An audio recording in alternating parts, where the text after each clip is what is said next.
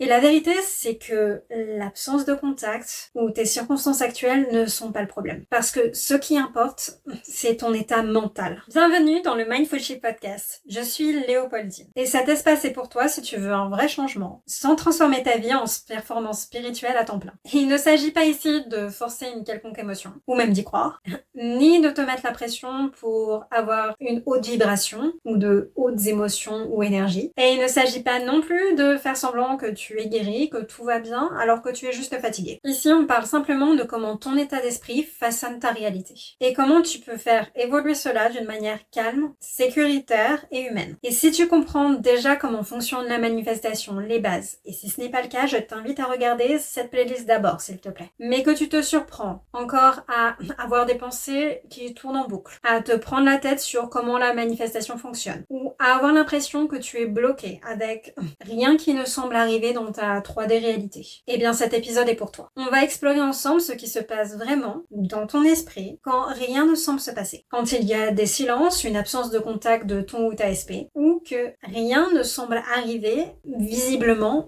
dans ta 3D. Et comment est-ce que tu peux continuer à persister et à être constante dans la version de toi qui a déjà ce que il ou elle veut. Malgré tout ça, plusieurs fois par mois, je partage des outils concrets pour ton mindset et inspirés par la loi de l'ascension pour que tu puisses réécrire ton histoire et faire enfin bouger ta vie extérieure. Et si tu veux aller plus loin et souhaites quelque chose de personnalisé, tout est dans le lien ci-dessous dans la description. Mais pour l'instant, on va parler de l'épisode du jour. Beaucoup se demandent en commentaire comment est-ce que je fais s'il n'y a pas de contact avec mon ou ma SP, s'il y a telle ou telle circonstance et que ça me semble du coup impossible à cause de celle-ci, parce que c'est réaliste de penser que ça ne sera pas possible à cause de ça. Et comment est-ce que je continue à persister dans ma manifestation, à être constante, alors que rien ne semble arriver ou se passer dans ma 3D réalité. Et la vérité, c'est que l'absence de contact ou tes circonstances actuelles ne sont pas le problème. D'ailleurs, cela n'a pas vraiment d'importance. Le silence n'est pas le problème. La distance n'est pas le problème.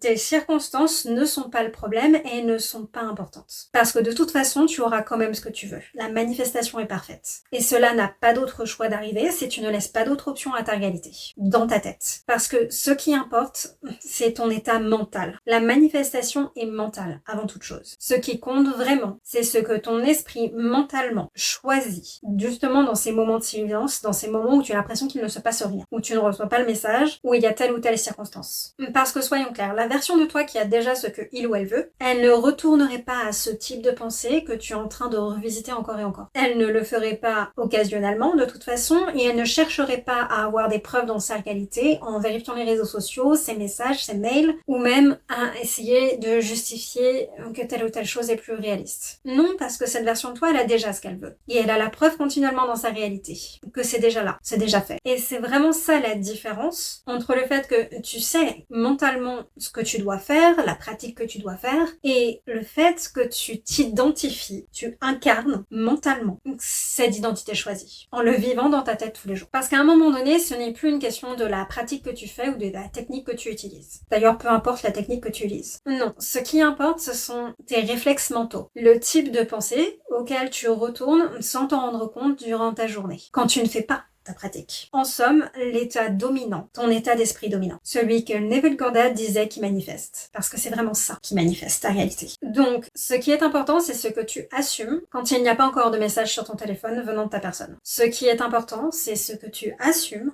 quand ton téléphone ne reçoit pas de notification, ou même s'il y en a. Ce qui est important, c'est ce que tu assumes quand tu ne vois encore aucun changement visible dans ta réalité. Et la plupart des personnes, en fait, dans les commentaires sont bloquées parce qu'elles cherchent constamment des confirmations extérieures et appellent ça être réaliste. Sauf que, petit spoiler, la manifestation, ce n'est pas être réaliste. C'est un peu avoir un grain de folie et être dans une illusion dans sa tête. Jusqu'à temps que ta réalité te le prouve. En somme, ce qu'on appelait souvent être la tête dans les nuages. Parce que la version de toi, qui a déjà cette relation parfaite, qui est en contact tout le temps avec son ou sa SP, ou qui a la fluidité, l'argent, la connexion, que il ou elle souhaite. Cette version-là, toi, elle ne surveille pas constamment constamment ce qui est en train de se passer, des choses qui changent ou non dans sa réalité. Cette version-là de toi, elle ne scrute pas constamment pour des signes ou du mouvement. Et cette version-là de toi, elle ne se demande pas non plus si ça fonctionne. Parce qu'elle le sait, c'est déjà là, c'est déjà fait. Il n'y a pas d'autre option, c'est déjà fait. Et ce n'est pas parce que cette version-là de toi, elle a lâché prise.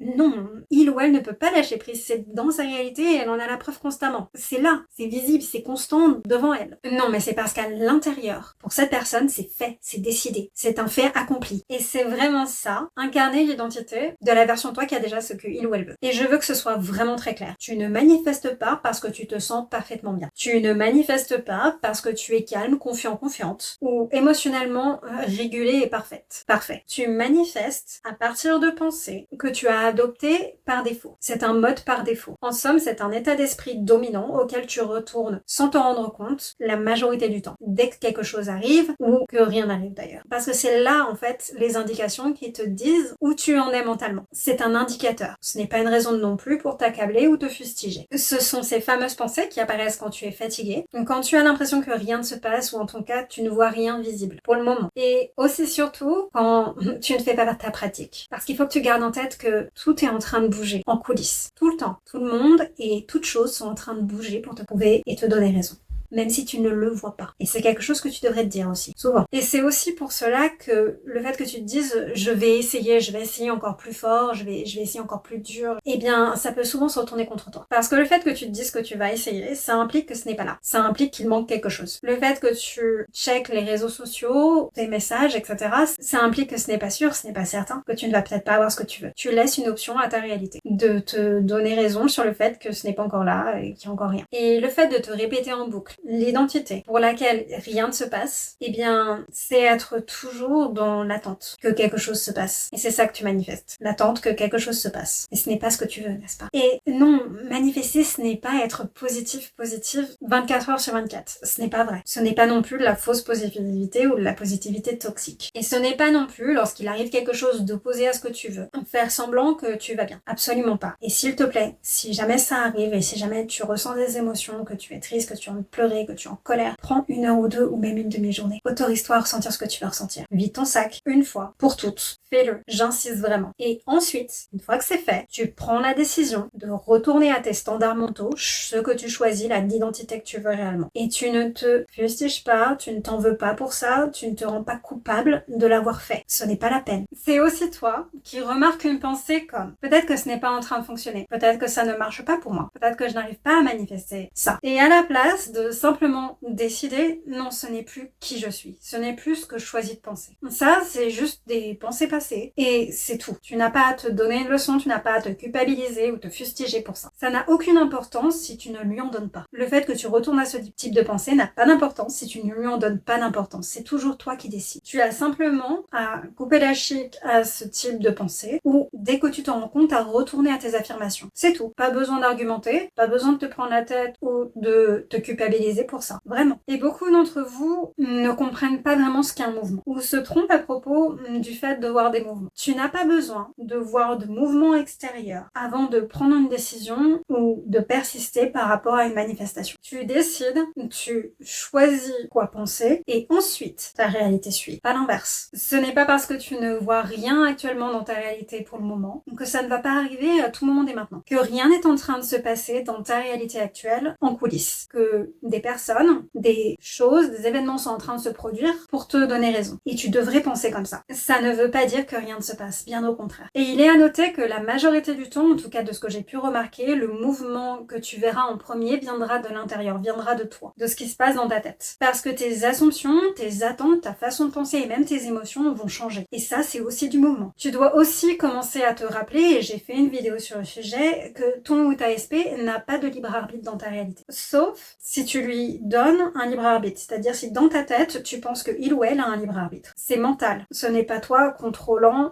ta SP dans la réalité. Ou ton SP. Absolument pas. Parce que la façon dont ton ou ta SP se montre, pense, agit vis-à-vis de toi, se comporte, t'envoie des messages, communique avec toi, eh bien c'est basé sur tes assumptions par rapport à il ou elle. Tout simplement. Quel est le rôle que tu as assigné à ta personne dans ta vie? Tu dois simplement changer le rôle que il ou elle a dans ta vie si celui qu'elle a actuellement ne te convienne pas. C'est aussi simple que ça. Et si ça t'aide, tu peux tout à fait manifester en étape par étape. D'abord, par exemple, le fait qu'il ou elle soit complètement fou, amoureux, amoureuse et obsédé par toi. Ensuite, des messages. Ensuite, le fait de sortir avec il ou elle. Et ensuite, la relation ou le mariage en fonction de ton but final. Tu n'es pas obligé d'aller directement à l'objectif final. Vraiment, ce n'est pas requis. Tu peux très bien manifester par étapes et pour beaucoup d'entre nous, parfois, c'est ce qu'il y a de plus évident parce qu'on a besoin justement de ce mouvement, de ces preuves, pour pouvoir continuer et renforcer notre facilité et notre capacité à manifester. Même si on est déjà des expertes en manifestation. Lorsque tu arrêtes d'assumer que le silence équivaut à du rejet, que tu arrêtes d'assumer que le fait qu'il n'y ait pas de contact actuellement, c'est un échec, et que tu arrêtes